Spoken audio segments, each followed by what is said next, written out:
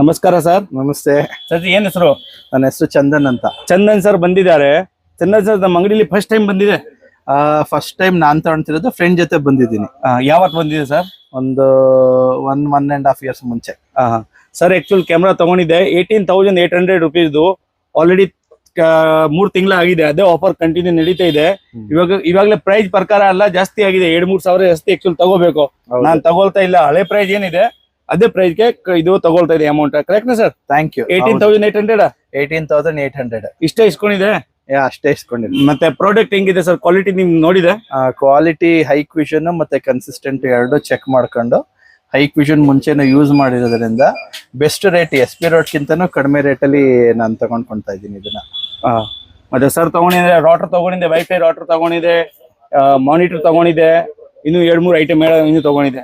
Cat 6 cable ತಗೊಂಡಿದೆ, monitor ತಗೊಂಡಿದೆ. Full end to end installation ಒಂದೇ ಬಾಕಿ.